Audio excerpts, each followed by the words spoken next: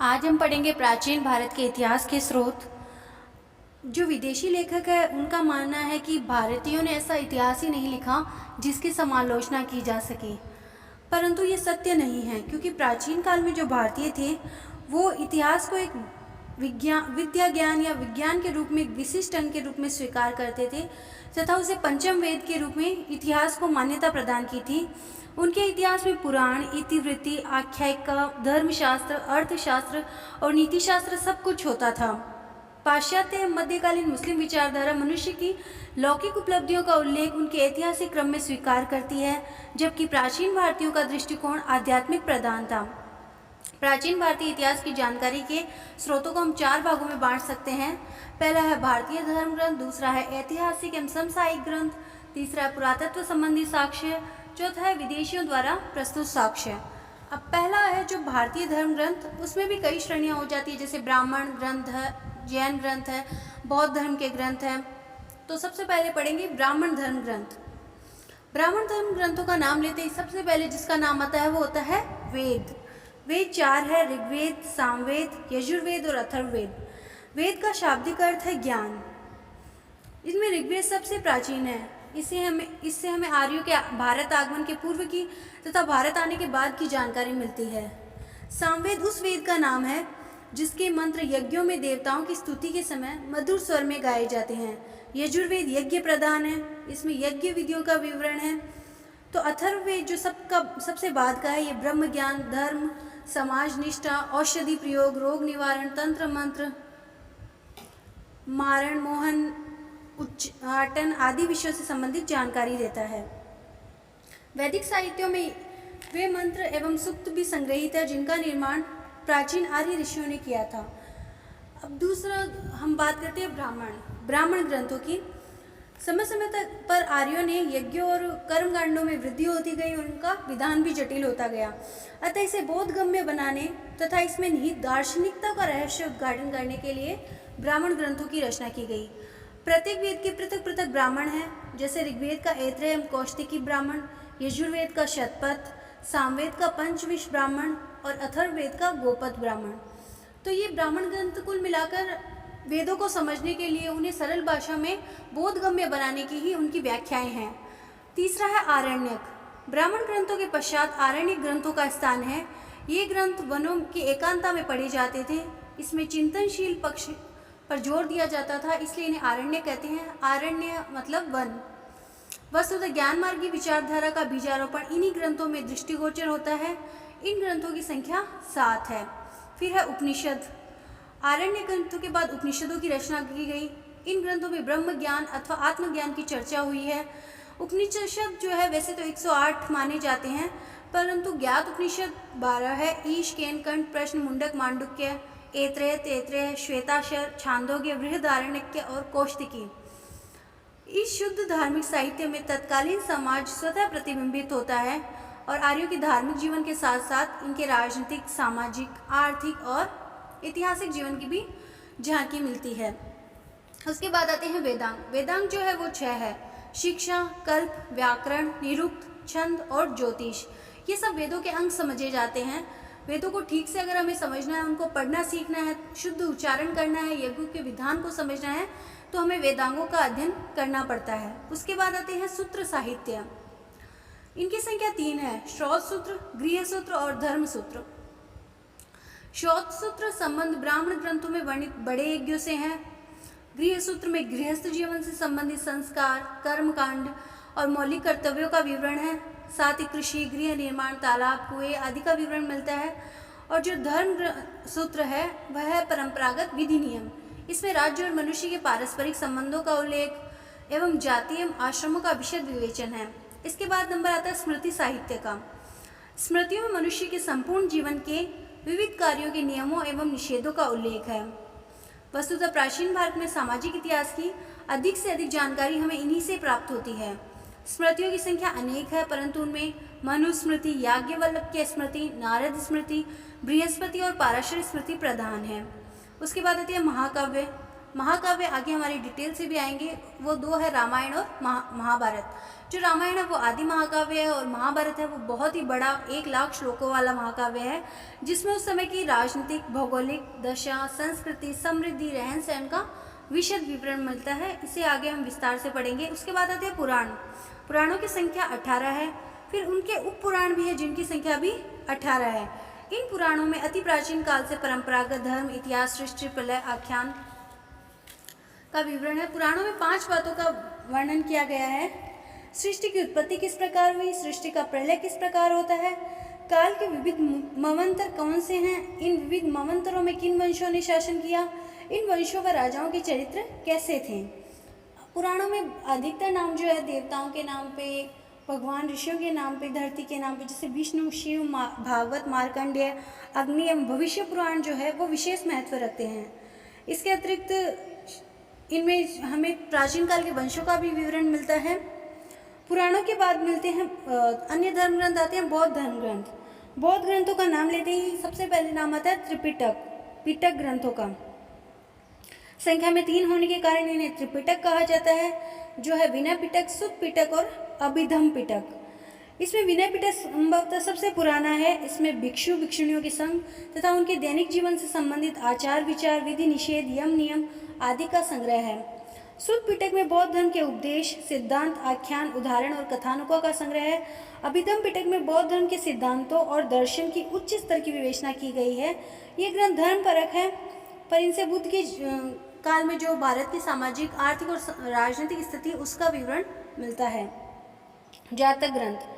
त्रिपिटक के बाद जातक ग्रंथ आते हैं। जातक कथाएं जो है वो बहुत ही महत्वपूर्ण है, अधिकांश इनमें से लुप्त हो गई है।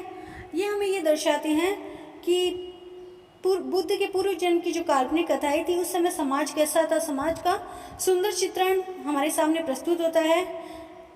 अन्य पाली ग्रंथों में है मिलिनपनो, दीपवंश, महावंश।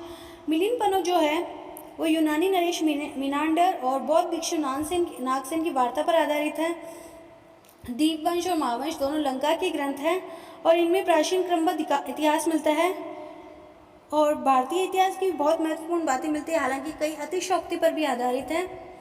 दीपवंश के बाद 150 वर्ष बाद महावंश की रचना हुई। इसके लेखक जो थे महानाम थे। इसके बाद संस्कृत बौद्ध ग्रंथों की बात करें तो पाली के अलावा संस्कृत में भी आगामी कालों में बौद्ध ग्रंथ रचे गए, जिनमें प्रमुख है महावस्तु, ललित विस्तार, बुद्ध चरित्र, सौंदरानंद काव्य, दिव्यावदान, मंजूश्री, मूलकल्प आदि। महावस्तु मुख्य रूप से महात्मा बुद्ध का जीवन ग्रंथ है। ये हीनयान संप्रदाय से संबंधित है। बौद्धों के भी 2 संप्रदाय थे, हीनयान और महायान। कनिष्क के समकालीन कवि अश्वघोष की रचनाओं में बुद्ध चरित्र, सौंदरानंद प्रमुख रूप से हैं। इन रचनाओं में कवि बुद्ध के जीवन और सिद्धांतों का उल्लेख तो करता ही है, साथ ही साथ तत्कालीन भारत की राजनीतिक परिस्थितियों का विवरण भी देता है। इसके बाद आते हैं जैन ग्रंथ। जैन ग्रंथ जो है इनमें परिशिष्ट पर्व, भद्र बाहु चरित्र, जैन आगम ग्रंथ, टीकाएं उल्लेखनीय हैं। ऐतिहासिक दृष्टि से परिशिष्ट पर्व महत्वपूर्ण ग्रंथ है, जिसका लेखक है आचार्य हेमचंद्र सूरी। इसके अलावा भद्र बाहु चरित्र चंद्रगुप्त के जीवन की व्याख्याएं मिलती है। जैन ग्रंथों में सबसे महत्वपूर्ण ग्रंथ है आगम। जैसे कि बौद्ध ग्रंथ में पिटक ग्रंथ है, वैसे ही जैनों में है आगम। जैन आगम जो है 12 अंगों में विभाजित है, जिनमें आचारंग सूत्र जैन भिक्षु के आचार संबंधी नियमों को बताते हैं। भगवती सूत्र में महावीर स्वामी के जीवन वृत्त एवं क्रियाकलापों का उल्लेख है। इसके अलावा बहुत से जैन विद्वानों और मुनियों ने जैन ग्रंथों पर संस्कृत भाषा में कई टीकाएं, व्याख्या ग्रंथ भी लिखे हैं। जैन धर्म ग्रंथों में कथा कोश, त्रिलोक प्रज्ञप्ति, लोक विभाग, पुष्याश्रव कथा कोश, आराधना कथा कोश, स्थली वीरावली, आवश्यक सूत्र, भगवती सूत्र, कालिका पुराण आदि हैं। इन ग्रंथों का अनुशीलन प्राचीन भारतीय इतिहास के लिए बहुत उपयोगी है। विशेषतः 16 महाजनपदों का जो विवरण है वो इन ग्रंथों में मिलता है।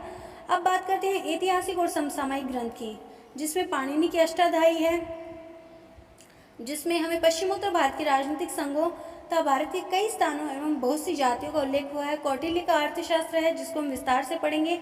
उसके पश्चात है पतंजलि का महाभाष्य, जिसमें ये लिखा गया है यवनों ने अयोध्या पर आक्रमण किया, यवनों ने माध्यमिका पर आक्रमण किया। महाभाष्य जो है वो बहुत ही महत्वपूर्ण है, क्योंकि पतंजलि जो थे वो शुंगों के पुरोहित थे और उन्होंने शुंगों के बारे में विस्तृत जानकारी दी है। इसके अलावा गार्गी संहिता भी इम्पोर्टेंट ग्रंथ है। स्वप्न वासवदत्ता, ये कवि भास का नाटक है। इसमें वत्सराज उदयन और अवंती नरेश चंड प्रद्योत के आपसी संबंधों का पता चलता है। इसके अलावा संगम साहित्य जो बहुत अधिक विस्तृत है, जिसमें चेर, चोल और पांड्य राज्यों का विवरण है। ये दक्कन में दक्षिण भारत में लिखे गए थे। इनका कार्यकाल 100 से 300 ईस्वी तक माना जाता है।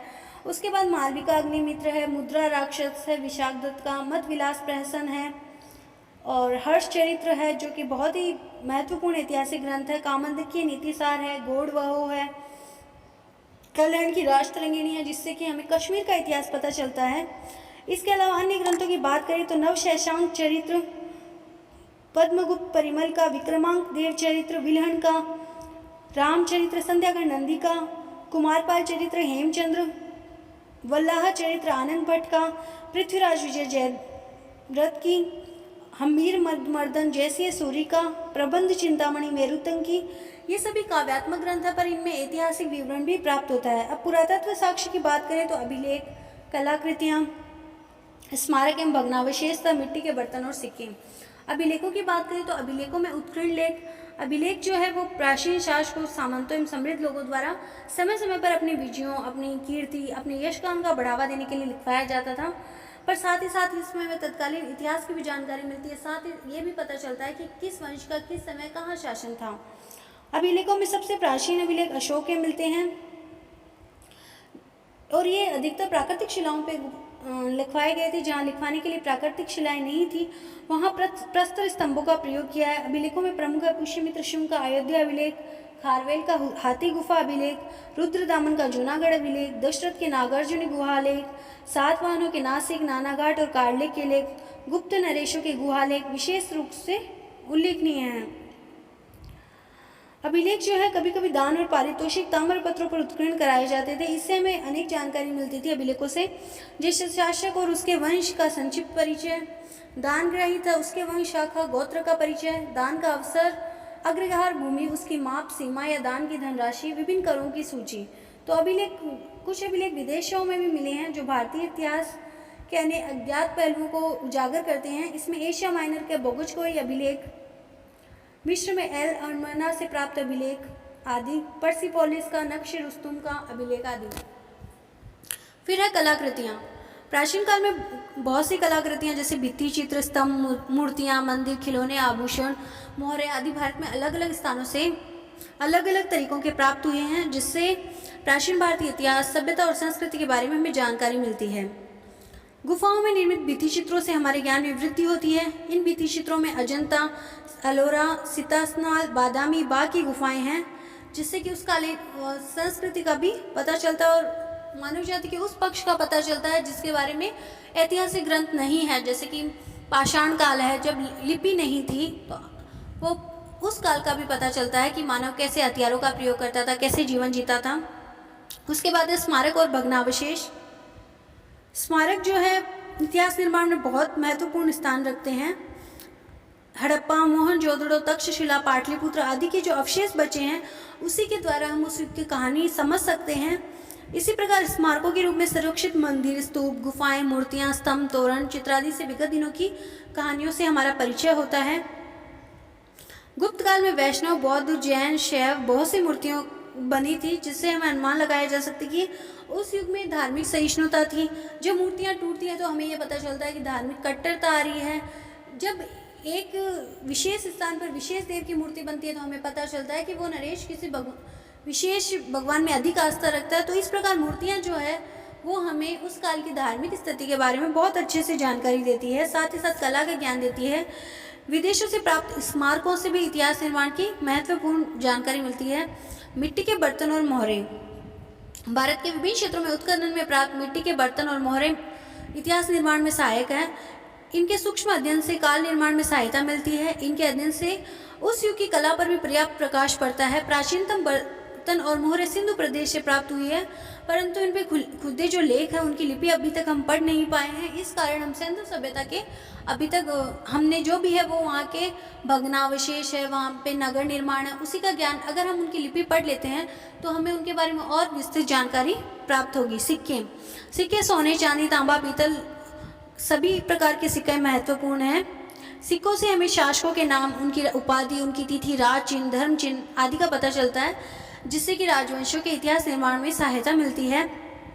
जैसे कि समुद्रगुप्त के सिक्कों पर अश्वमेध पराक्रम लिखा हुआ है, जिससे हमें पता चलता है कि उसने अश्वमेध यज्ञ किया था। जो प्राचीनतम गुप्त शासक थे उनके सोने के सिक्के मिलते हैं, तो उनकी संपन्नता का पता चलता है। समुद्रगुप्त के समय स्वर्ण सिक्कों में मिलावट होने लगी थी, जिससे कि हमें पता चलता है कि राजनीतिक अशांति और बिगड़ती हुई आर्थिक स्थिति। स्कंदगुप्त तक आते आते तो उसका मोल गिर गया था, जिससे हमें पता चलता है कि इस समय तक गुप्त काल की आर्थिक स्थिति बहुत खराब हो चुकी थी। मुद्राओं पर अंकित लेख चित्र तत्कालीन साहित्य एवं कला की स्थिति का आभास दिलाते हैं। संक्षेप में सिक्कों पर अंकित तथ्यों में विभिन्न शासकों के शासनकाल की महत्वपूर्ण जानकारी हमें प्राप्त होती है। फिर है विदेशियों के विवरण, जिसमें सबसे पहले आते हैं यूनानी लेखक। सिकंदर के पूर्व के लेखकों में स्काइलैक्स, हिकेटियस, मिलेटस, हेरोडोटस, कैटेसियस के नाम उल्लेखनीय हैं। स्काइलैक्स ईरान के सम्राट दारा का एक यूनानी सैनिक था, जिसने दारा से सिंधु प्रदेश की जानकारी प्राप्त करने के लिए उसे यहाँ भेजा गया था। उसने सिंधु घाटी के बारे में लिखा हुआ है। हिस्टोरिका जो है वो हेरोडोटस ने लिखी है, जिसे इतिहास का जन्मदाता कहते हैं। उसने भी भारत के बारे में लिखा है, परंतु उसकी जो बातें हैं वो सुनी सुनाई बातों पर निर्भर है, जिसके कारण हम उनकी सच्चाई पर भरोसा नहीं कर सकते। इसके अलावा इंडिका है वो मेगास्थनीज की है। सिकंदर की सेना के साथ जो विद्वान आए थे उनमें निरियाकस, एरिस्टोबुलस, ऑनेस्क्रिट्स के नाम उल्लेखनीय हैं। अरिस्टोबुलस ने युद्ध का इतिहास लिखा। ऑनेसिक्रिट्स ने सिकंदर की जीवनी लिखी। एरियन, प्लूटार्क बाद के विवरण है। सिकंदर के बाद में मेगास्थनीज, डिमेकस, स्ट्रेबो, प्लिनी, एरियन, पेट्रोक्लीस आदि के नाम विशेष रूप से उल्लेखनीय है। मेगास्थनीज ने इंडिका लिखी थी, वो चंद्रगुप्त मौर्य के दरबार में आया था। डिमेकस भी मेगास्थनीज की भांति ही बिंदुसार के दरबार में आया था, सीरिया का दूत बनकर। स्ट्रेबो का ग्रंथ भूगोल भी इम्पोर्टेंट है। उसने अपनी विदेशी यात्रा का सारा विवरण इसमें दिया है, भारत के बारे में बहुत सी बातें लिखी है। प्लिनी ने प्राकृतिक इतिहास लिखा है, नेचुरल हिस्ट्री, जिसमें भारत का विवरण है। एरियन ने इंडिका और सिकंदर के आक्रमण नामक 2 ग्रंथ लिखे हैं। तो कुल मिलाकर इन सभी ग्रंथों से, यूनानी ग्रंथों से हमें भारत की राजनीतिक स्थिति के बारे में अच्छा विवरण मिलता है। उसके बाद आते हैं चीनी लेखक। चीनी लेखकों में सबसे पहले सुमाचीन, जिसे चीनी इतिहास का पितामह कहा जाता है। उसने भी ईसा पूर्व प्रथम शताब्दी में अपना इतिहास ग्रंथ लिखा था, जिसमें भारत के बारे में कुछ तथ्य लिखे। फिर फाहियान है। फाहियान जो है वो बहुत ही महत्वपूर्ण था। वो चंद्रगुप्त द्वितीय के समय भारत आया था। हालांकि वो राजनीतिक इतिहास कम लिखता है, पर वो उस काल के जैसे राजा का नाम उल्लेख नहीं करता है, पर वो उस काल की सामाजिक, आर्थिक और राजनीतिक स्थिति का हमें बहुत अच्छे से विवरण देता है। उस काल की जनता की खुशहाली का विवरण बहुत ही अच्छे से देता है। वो प्रत्यक्षदर्शी था, तो उसके विवरण भी हमें सत्य प्रतीत होते हैं। हेनसांग जो था वो हर्षवर्धन के समय भारत आया था। स्वदेश पहुंचने पर उसने 15 वर्ष तक वो भारत में रहा और स्वदेश पहुंचने के बाद उसने उन 15 वर्षों का विवरण लिखा। ह्यूली हेनसांग का मित्र था, उसने हेनसांग की जीवनी लिखी। इसिंग जो था वो पढ़ने के लिए भारत आया था, उसने नालंदा और विक्रमशिला में अध्ययन किया। उसके पश्चात अपना यात्रा वृत्तांत लिखा था। तिब्बती लेखक में लामा तारानाथ का सबसे पहला नाम आता है। तारानाथ ने कंग्यूर और तंग्यूर नामक 2 ग्रंथों की रचना की, जिसमें भारत का विवरण मिलता है। अरब लेखकों में अगर हम बात करें तो अरब लेखक बहुत बाद में आए थे, ये प्राचीन लेखकों के समकालीन नहीं थे। सुलेमान का नाम आता है, जिसने लिखा था सल सितारू तवारीख, और इस ग्रंथ का दूसरा भाग अबू जईद ने लिखा। इब्न खुर्दाबेद ने लिखा था किताबुल मासिल वल ममालिक, जिसमें भारत में स्थलों और नगरों की जानकारी मिलती है। अल मसूदी ने लिखा था मरुजुल जवाब, जिससे स्वर्ण का रम्य क्षेत्र, जिसमें आलोचनात्मक इतिहासकार था और बहुत ही अच्छा विवरण दिया है। अबू इसाक अल इस्खरी ने लिखा था किताबुल कालोम, जलवायु की पुस्तक, जिससे भारत की भूगोल का पता चलता है।